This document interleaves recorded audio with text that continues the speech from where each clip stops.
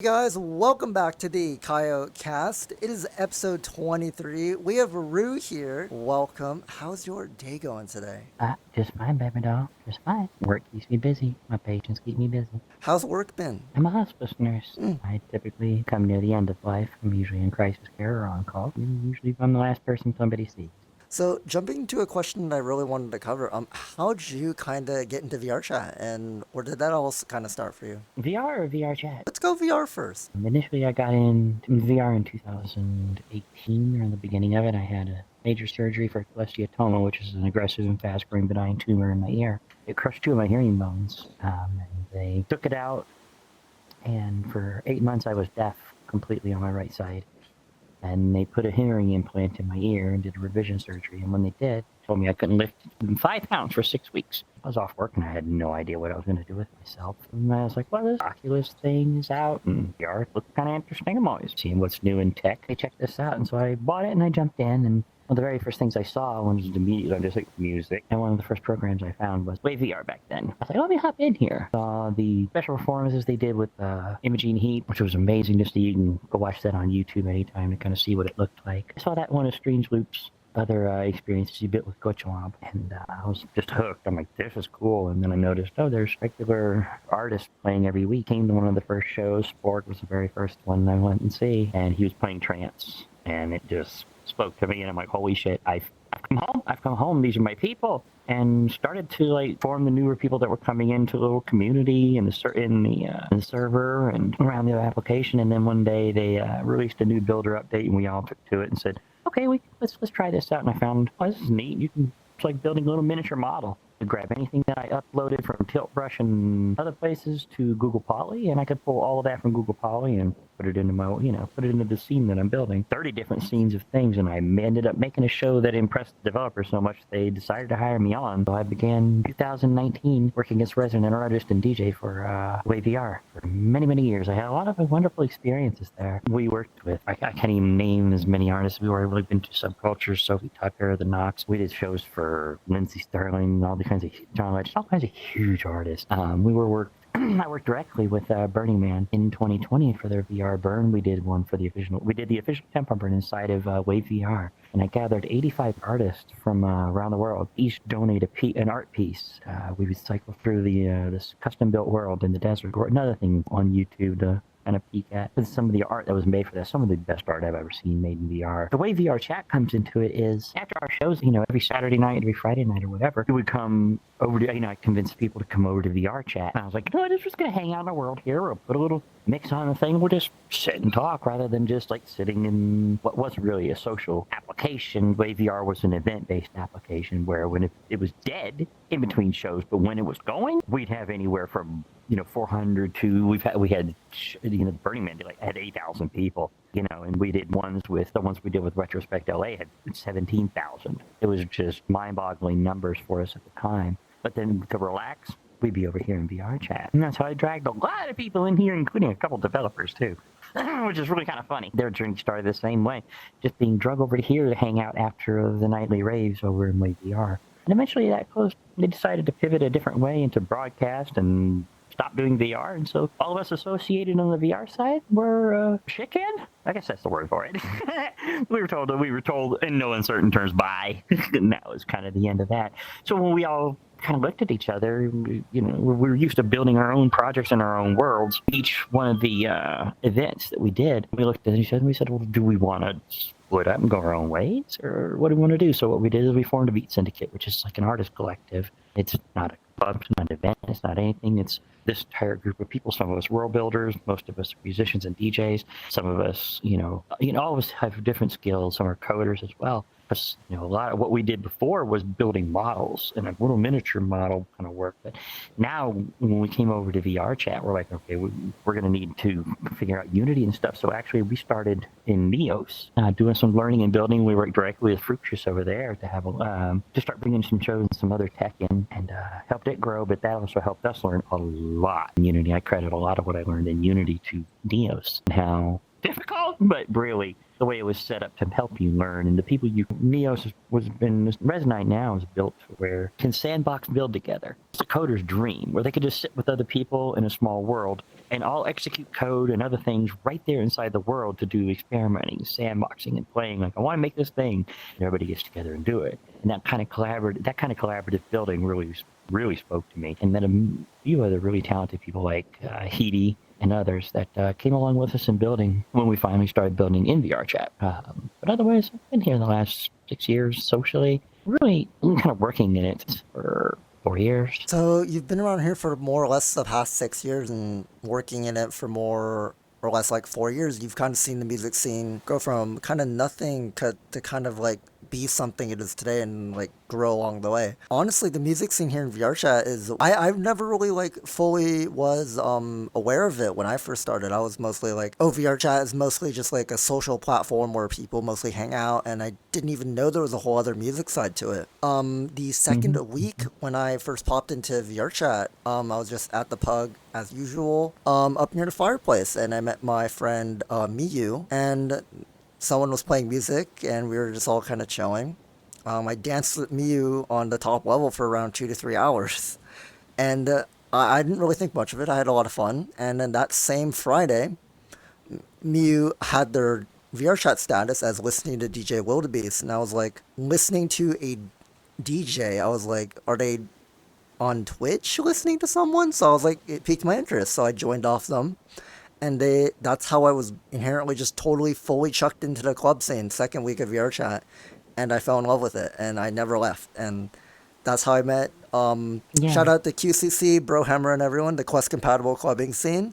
They're an amazing group, and then kind of from that I expanded and then eventually found Beat Syndicate and then everything else. It's been interesting being part of its growth, its genesis, and really being one of the ones who've helped build it into what it is today. Yeah. I do kind of poo-poo it a little bit and be humble, but you understand where, my position in the community and all that. It really comes from just, being the ones, trying to encourage everybody to do the same thing, mentoring other people to do that. I have so many progeny out here that, help them start their journey by encouraging them and teaching them the very basics. And I'm so glad to see it because there's not like fulfillment in life. Yeah, and what I like to talk about with a lot of people is music is just that one thing I feel like that everyone can enjoy. And usually some people that aren't usually into music eventually get into it because it's something that, like, some form of music will like speak to someone eventually. And I feel like music is something that anyone can enjoy, and it's so powerful, not only on the sense of like it helps someone kind of maybe get through a tough time in their life, or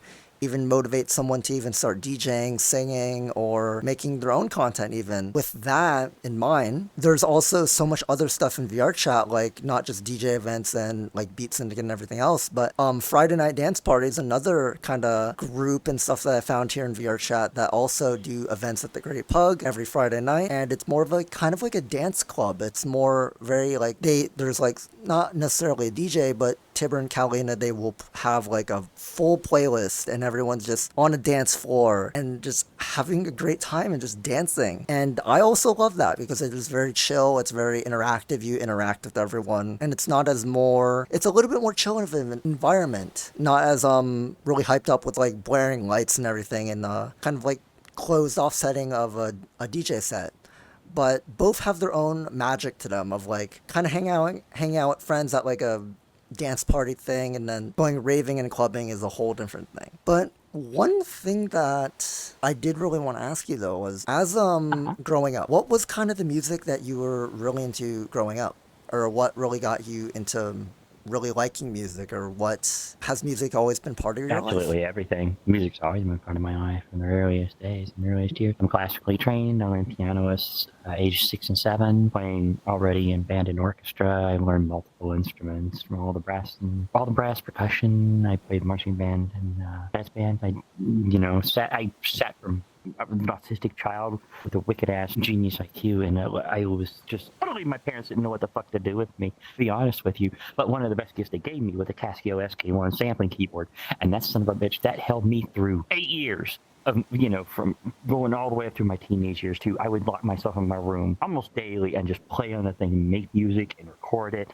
and just do all kinds of things with it. It was really what got me through growing up in a very strict Mormon household where I could not be who I was, who I knew I was, where I could not even try to express that without, severe retribution. That really, music is what carried me through everything. But I listened to everything. I, luckily had access to a very large vinyl collection from my grandmother, and she pushed very early music on me, classical and ragtime and all kinds of other things, and I just fell in love with all of it. To me, music is music. You know what I mean? Even ambient noise, experimental, all of it to me growing up was this just a new way of expressing. It's a new way of listening to something. So music's always been something part of your life, but where'd you kind of find DJing? Did that kind of come along the road of eventually you kind of stumbled into it and found it, or DJing, I never did it prior to working for Wave. Never did it prior. never to working did it for Wave. prior? I had no interest in it. I did music. I did music production for many years, but I had two Of course. catastrophic data losses.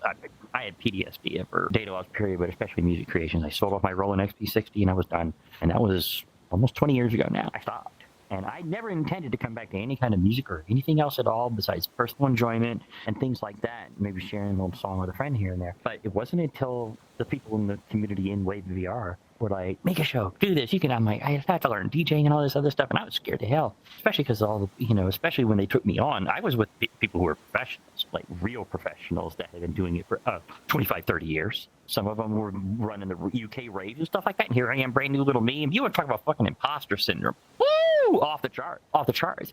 But I saw how much it gave back to, and it made it, like the people who I really loved and cared about and were carrying me through the worst and earliest years of my transition. Whatever to give back to them is what I was doing it for. And that was why I did it. That's why I never did live events until very recently. People finally convinced me to start doing them, because I don't need to do them. I don't want to do them. I just want to do this to express and see the people that I love and care about, be able to forget about the horrible things of the week for just a little bit. Yeah, of course. I'm like, like I was going to say, with your experience with different events and clubs, your experience you're looking for, some who have never had like the club experiences that I had all the way through the early 90s, the mid 90s and 2000s and on and beyond. They didn't have those chances to have those experiences, so they come in here looking for a more real experience. You know what I mean? So to me, they're not as impressive as they will be to somebody else. This is all subjective. So that's why I tend to build my stuff in a surreal environment.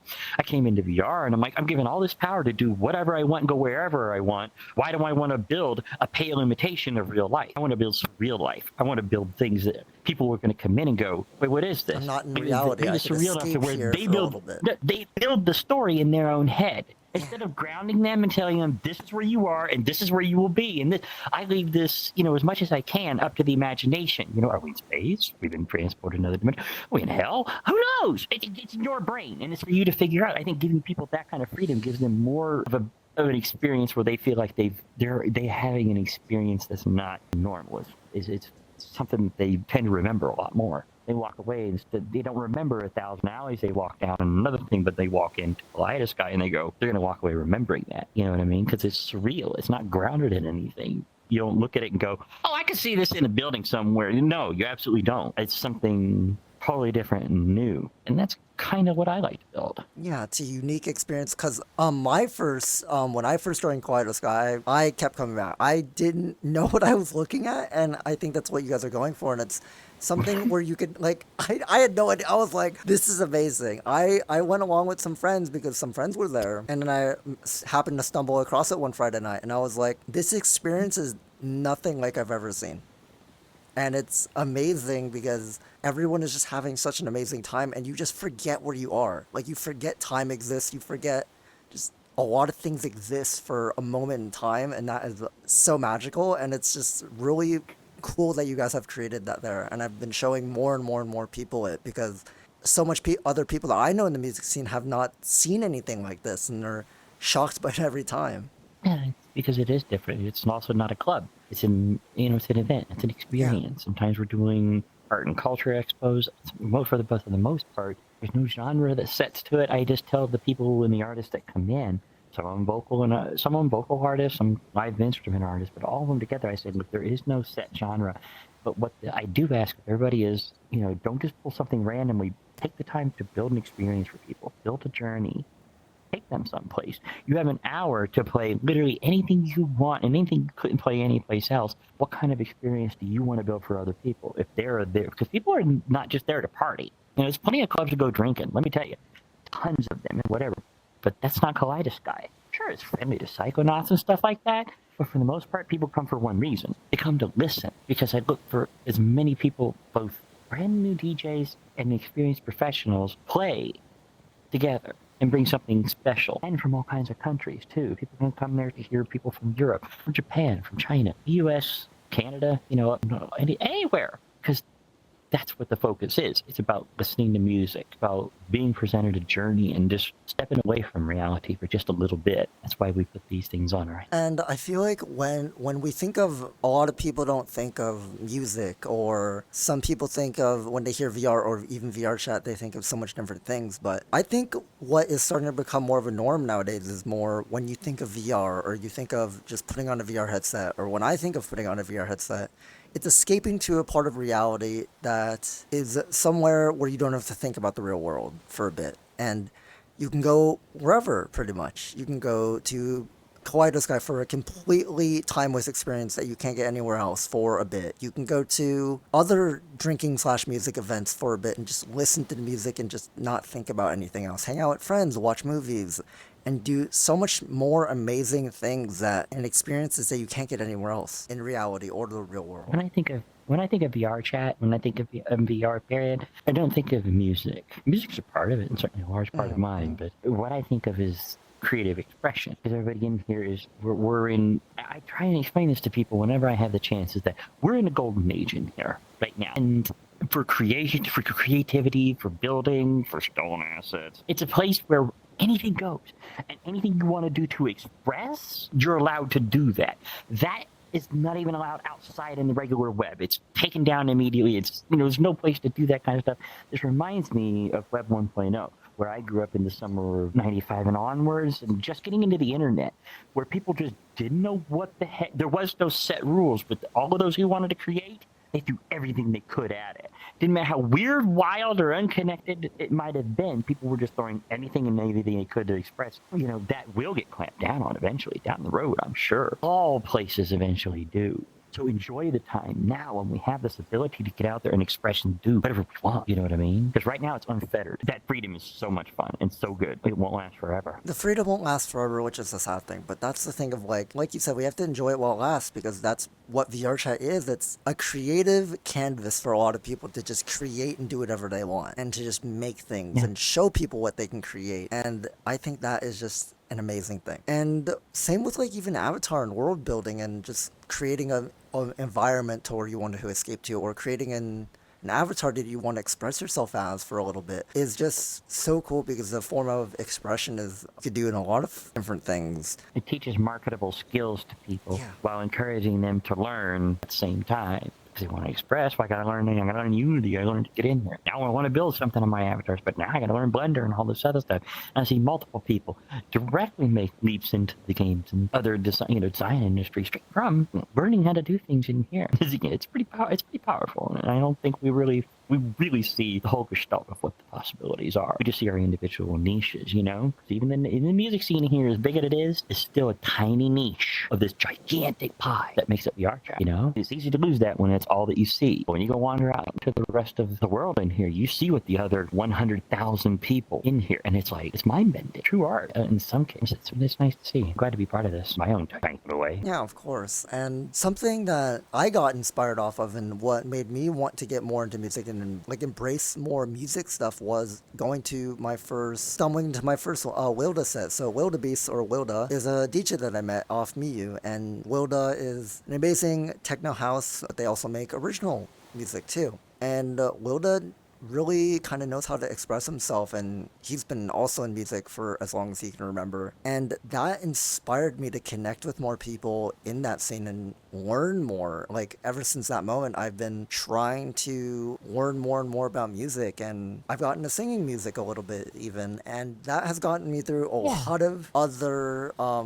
things that I just really don't like thinking about in the real world. And singing and expressing my way and my emotions and everything through that is really powerful in a way, but then also it's just an escape for a couple hours or something a day, every day, that is just something that I would have never gotten if I never picked up a VR headset in the first place and got into VRChat. I love that. And I know the power of it too. Congratulations for finding it. I'm even finding just more and more things like that, like inspirations and like kind of just meeting world creators and meeting people that are just so passionate about what they do. It inspires me to do better and to learn more. Like I want to learn Unity eventually this year. I want to learn how to do more avatar stuff, how to make avatar assets, how to make stuff for the community, how to do all that stuff, because it's just all something that is so cool that I want to get into. But it just, everything takes so much time. It's just like, you have to kind of really know how to map out your time, every little thing. Really shifting, something else. But if you could travel anywhere in the world, By the way, where would you go? For 2 weeks, if you had a 2-week vacation anywhere in the world, where would you go? recently I went to Japan for a 2-week trip. I was invited there to play, and that was one of the most magical experiences I've ever had. But one of the few places I haven't been yet is over to the UK and EU, and I got a lot of kids to go over there and meet. I would also want to go there because actually in the UK, shout out to my friend Ginger, they're avatar creator themselves, and they make avatars, and they're also a game developer. They're currently developing their own game called Grind Force. It's a VR shooter game that will be coming out in 2024. I'm pretty excited for it, but that's also what Ginger showed me off their game. It's inspired me to get into game dev, or like game development. They've been developing that game for 2.5 years completely by themselves, and it's amazing to see that passion and that being in that work, and seeing the final result for it is just magical and amazing, and seeing progress in that. I had the fortune to meet a lot of indie developers in here, some that have, still working on their first, and some that have had million sellers on Steam, and it's interesting how each of them have the same humility and humbleness about what they do and love for it. And they have a passion unlike anybody else. So for probably like future events in VRChat, is there anything that you probably like would ever want to like get into something like really new out of your comfort zone, or have you kind of feel like you've already found your whole niche and everything of what you want to do with Kaleidosky and everything? Oh, we're always trying new things, honey. I love it when people approach me like, what do you think? That's just what we do with the Art and Culture Expo. It's not that it hadn't been done before, but in the manner that we did it and who and what we featured, especially in the set and setting. There's been a ton of things that have been, we're part of the first Portal events around here, and others with live,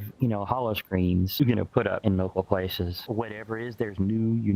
That's kind of what being part of, Blazing Trails, this kind of thing is about. We don't say no to new things. You're always looking for what is the next thing, what is the new thing, you know what I mean? Yeah. So, there's never any predicting it until it hits you in the face or you think of it yourself, you know what I mean? It's so always what's new and what's next, because there may be something really cool we can do with it, or somebody else that we can inspire that can do something really cool with it, you know what I mean? One question that I really do like to, a really random one at that, but that I like to ask a lot of friends or a lot of people are, do you have a favorite ocean animal? Probably pufferfish. I like being full of hot air. It's a very, that's definitely an interesting one. What's your thoughts on raw fish? Like sashimi and just raw, kind of the raw fish. I'll eat tuna. That's fine. It comes from a can. That's fine. Am I going to stop breathing after I eat it? No. Cool. It's good for me. But I mean, like anybody, taste is subjective. I enjoy certain types of whitefish, salmon, tuna, sashimi, stuff like that. But other more gamey and very strong tasting fish, it really depends on how it's prepared. So you'll say there's a huge difference. You have to ask that person where they live, because you're asking me that living in the Midwest. Having gone to the West Coast many times in Japan, I'm gonna say everywhere is completely different in there. From freshness, probably goes right to California coast, really good. Japan though, woo, shit. It's different. It's just that food was some of the best, cheapest too. You'll eat for a song on a dime there, no lie. It's some of the kindest fucking people. The best freaking food. Prepare yourself. That's, definitely, depending on where you go. Yeah.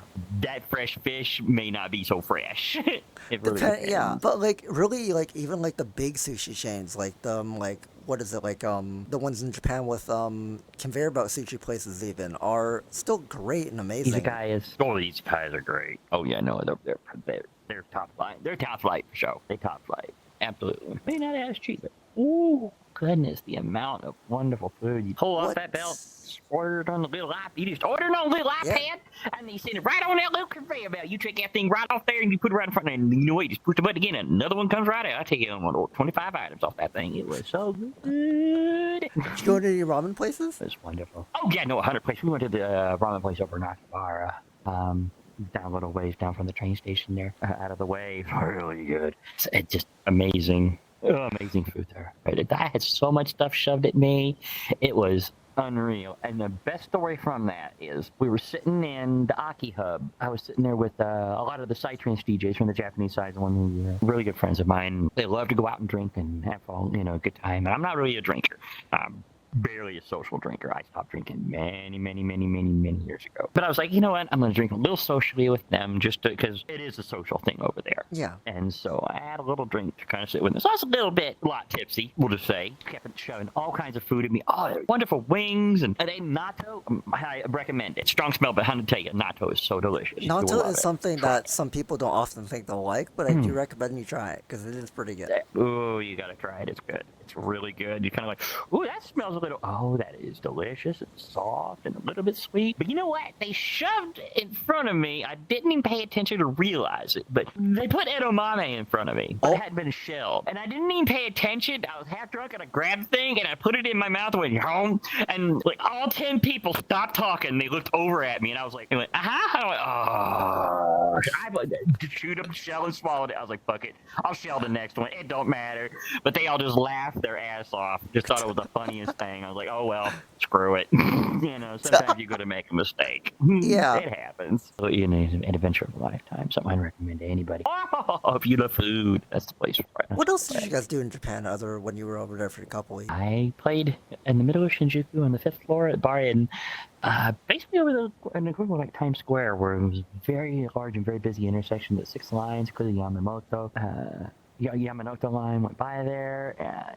It was unbelievable. I have pictures from it. Big wide LED screen wall right across from the place. Most amazing experience I have had. Met all kinds of friends there, like Shun-san, who goes to all the events here. On the JP side, you'll recognize him with a little toboggan cap that he wears and the apron, blue jean apron that he wears with all the club names on it. Well, he showed up, had a Sharpie. And during the event, he went to everybody who attended the event and the DJs and had them all sign that thing. And at the end of my performance, he presented that as a gift. And I wept like a little baby, and it's right there hanging up on my wall framed. As a reminder of that trip and experience, every time I get up. Sarah Kai, the one who is responsible for bridging the communities between the American and the Japanese side, very well respected older man, and I cannot believe he took me on a tour through Tokyo in his little red Sarah Toyota, which is a gull-wing sports car. Oh my god. I can't believe I was riding around this thing. It was one of the coolest fucking things in the world. Look like, oh god, they made these later. Lamborghini with doors opening up, and it was so beautiful. Took me all kinds of places in a single day. Through Akihabara, over to Chinatown, to the Tokyo Sea Life Museum, to the Yokohama Bridge for an exotic car meetup where I saw $1 million cars just parked there, lined up, everybody just talking. It was amazing, just unbelievable. And then straight on over to Shibuya for dinner in the izakaya, and then over back to Aki Hub for drinks with everybody in the middle of the night. He was warm and exhausted at the end of the night. I'm like, it was giving me like one of the best days I've ever had in my life. I couldn't cram in it was almost an entire vacation, One day. But he really wanted to show things he could, and as respect for traveling over there. It was unreal. I've worked with him so much. I see him just tire himself out to give that kind of experience. I'm like, I should be working that hard for the people who, are honoring me with their presence and their guest as a guest. It really said a lot. I was so very appreciative. I said it was a magical journey. Each day was somebody else grabbing me and taking me somewhere else and around. I've been on many vacations and I've gone many places. There was no comparison than there was to that. And these were all friends and all people I met in VRChat. In VRChat alone, it would not have been possible, would not be happening had I not met these people, connected to them through Sarah Kai, and grown to be friends with them over the last 4 years.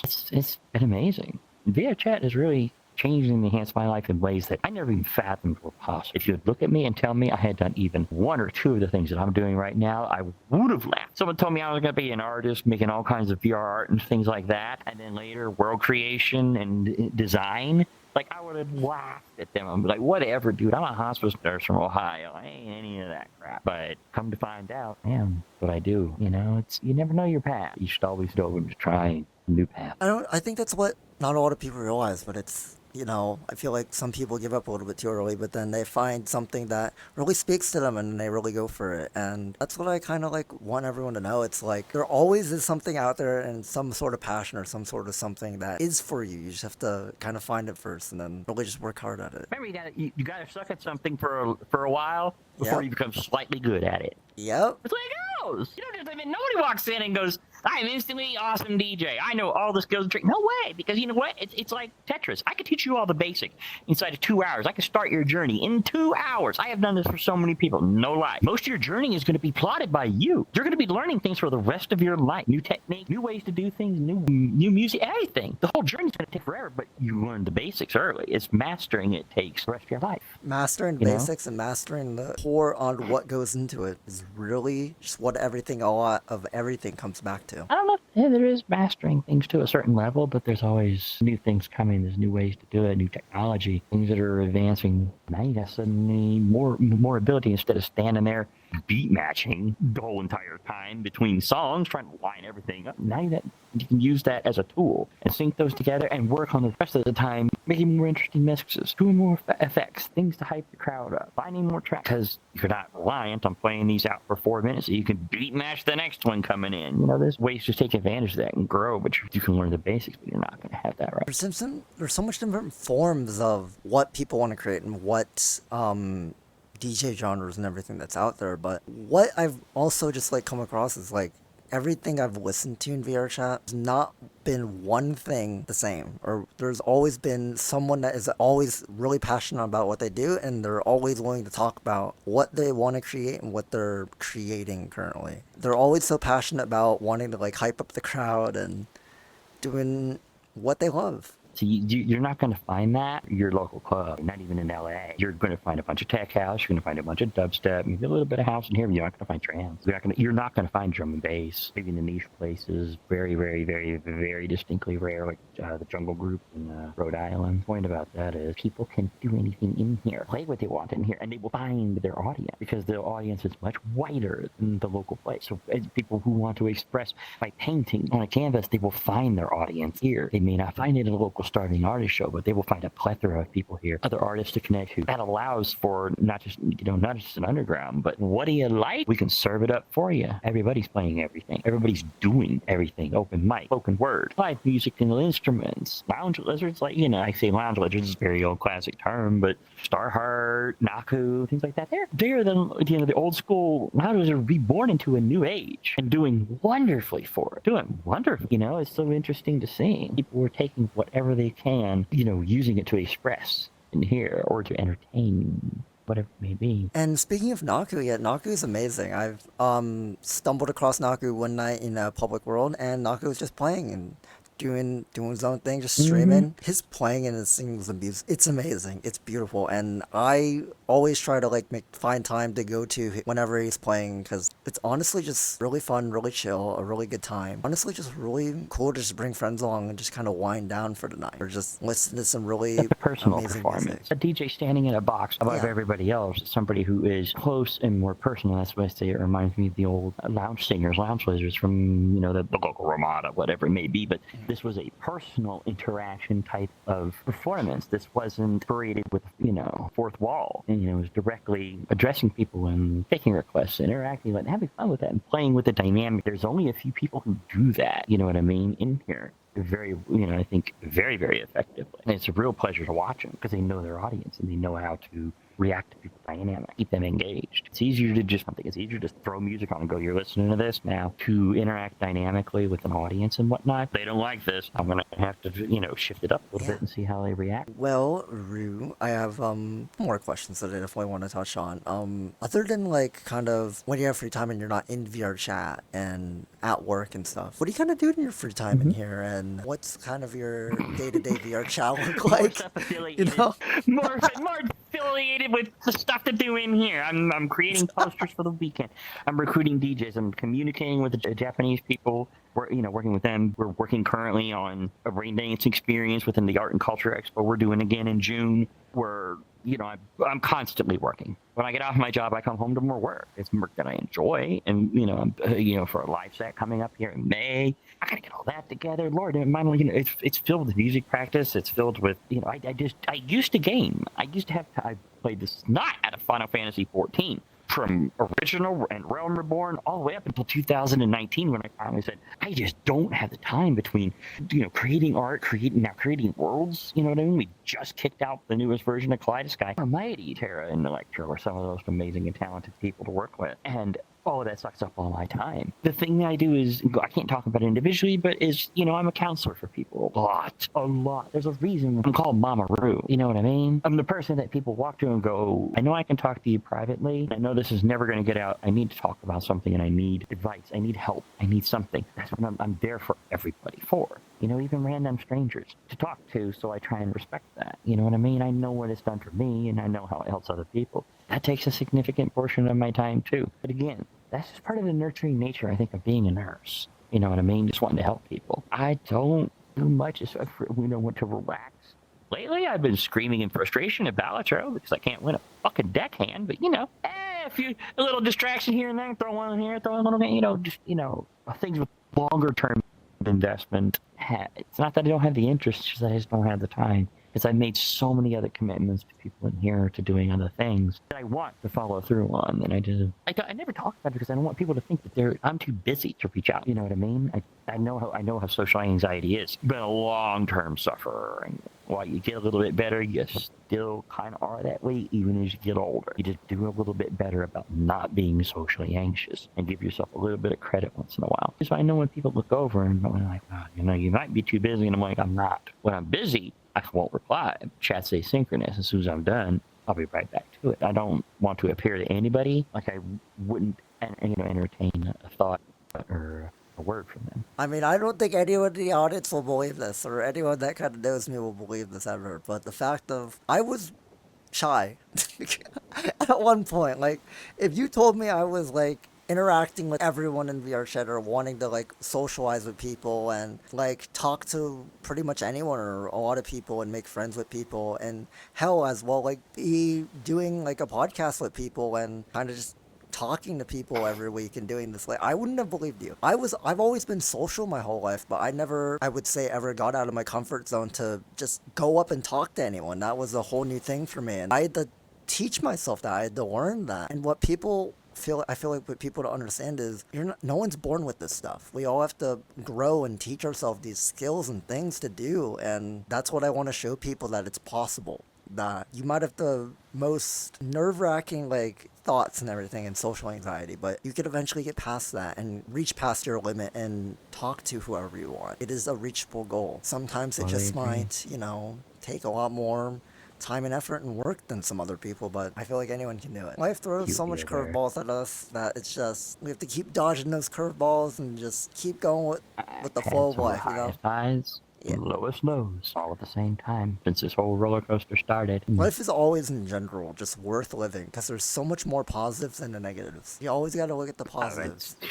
We're sent to focus on the negative. Even though things will, this too shall pass. That's what you need to tell yourself, because it's true. Some things take a little, longer to work with, change the situation or avoid some things. Some are inevitable, but either way about it, this is the best ride I've had. Things only get better as you get older, let me tell you, because you already handled all the situations. Nothing's coming at you. Nothing can fluff you anymore.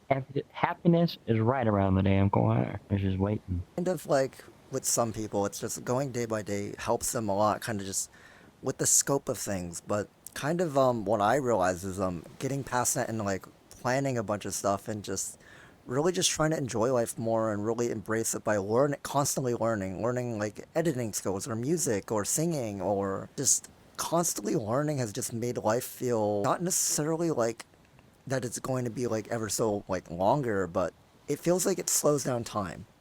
The way of like, the more someone enjoys life, or the more you're doing something that you love, the more you just don't worry about time, and the more time just goes slower and slower and slower.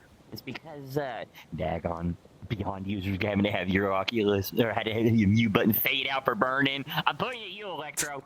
Anyway. Well, speaking of the fade out and the kind of just the mute button, what's your thoughts on the mute button change ever since that's been implemented? I'm old and cranky, and I want it back the way I had it, where I can see my. I know you can set your icon that way. I'm just kidding. No, I love it.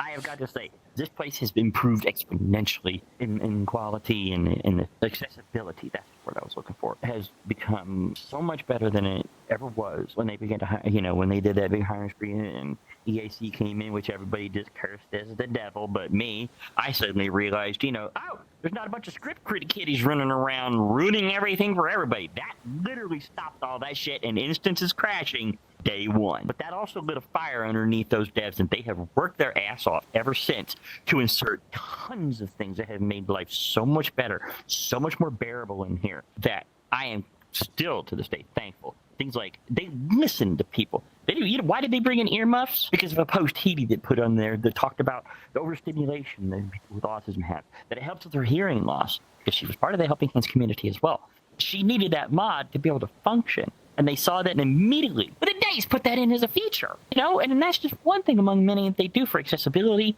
control that we really didn't used to have. We get at a glacial pace before, but since all of that, a few years ago, this is rocketed off. And they have one of the only places I had been in VR. The developers and the people are dog fooding their own place. You see them everywhere. You see them all the time.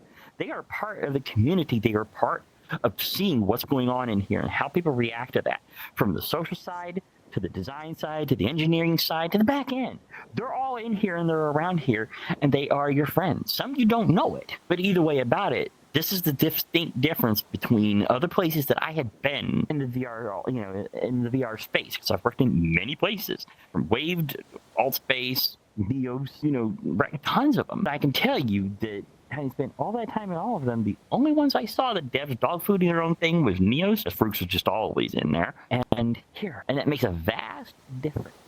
Our experiences in here, because they do that, we have important people putting in things like groups and instance queues. Give a lifeline for groups and people who are trying to hold events with more than 80 people or things like that, but to make sure everybody's included. A lot of this stuff came because the developers of this place are here among us. Major difference in why we have such a good experience in here. The developers also play the game, and it's like quality of life improvements are amazing in here. Of like the earmuff mode thing, I feel like is just one of the hugest quality of life things that I hear people talk about. Absolutely. There's a lot of neurodivergence in here. And also just for people that have social anxiety or that get easily overwhelmed or just very audio sensitive of in small places or in clubs or that just need to put on an earmuff mode, just block out some of the noise, but so they could hear just a little bit of it, but not as much of it. One other thing, kind of just on the VR side of things that I kind of want as a thing, would be the ability to have a VR HMD or a headset that is possible that can not have a screen or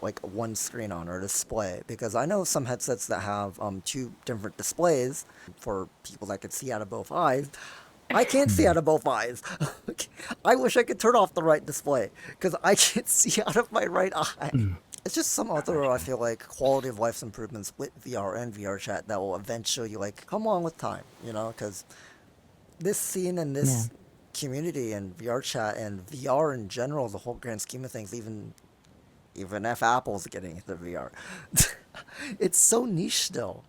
Our community in VR is big, and maybe in the grand scheme of some stuff with Oculus Meta / everyone kind of VR might be on an uprise a little bit, but it's still very far from the mainstream. Even though the Quest 2 outsold the Xbox, put it into a lot into the mainstream, but we're still niche. We're very much niche. Especially the enthusiasts who are wearing this on the regular, coming in here on the regular, because for the most part, people are dabbling in games. I told you, yeah.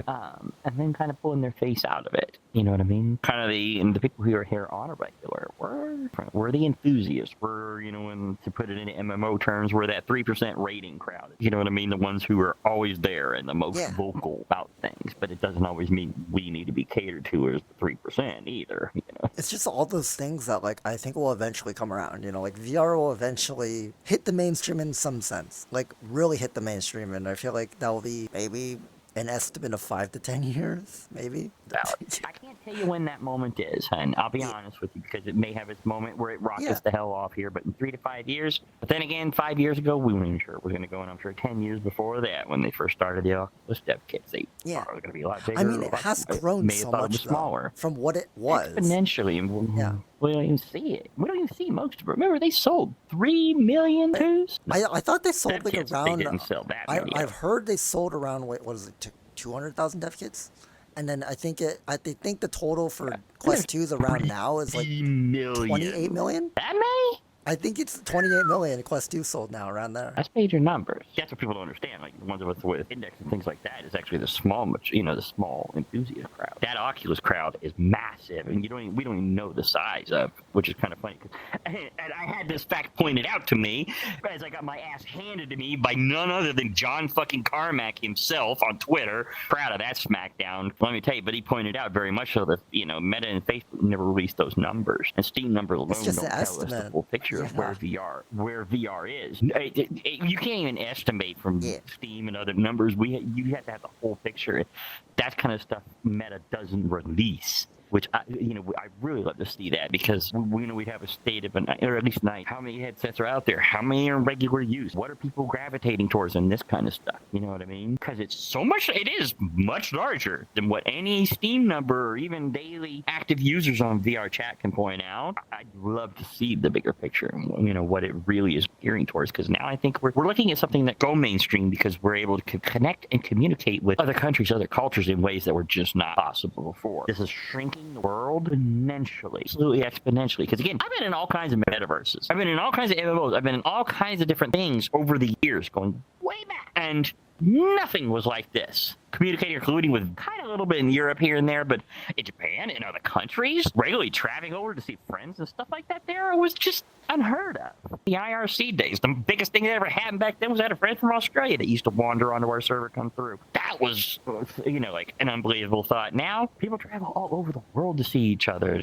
to come to conventions, to meet each other. There's several coming from Britain to meet up at FWA. I'm like, holy crap, I never got to see these people. But again, that only happens in here for the most part. But just the way VRChat is closing the gap for so much things, it's crazy. Makes it accessible, makes you learn about other people and how they see the world, how they function. Because there's no way I would the odds of meeting how much people that I've met in the past year and a half, or the people that I've met. There's no way you would have met this amount of people just talking to people in real life or at clubs or anything. There's just no way that would ever happen. No, none of this is possible without VRChat enabling it. And even what I kind of saw, even though just off a post off what Tupper made, VRChat even after New Year's, there was a spike on New Year's of 105,000 people online. After that, it's been exponentially slowly growing off that, and every weekend we're getting more and more and more and more and more people. There's been 100,000 plus every single weekend per week now. 2 years ago, that's the number that completely broke New Year's Eve. Okay, we're getting that regularly now. Only going to get even larger and even larger. And there's more and more and more people coming in here every day and just wanting to just chill and watch a movie with friends, or just do random stuff and just hang out. That for people just escaping from reality momentarily is so important. Well, thanks for everyone in the audience for coming out. Thank you, Rue, for coming out. It was amazing to have you. And I'll see everyone here in the virtual world in the next KaiyoCast episode. Bye. Bye.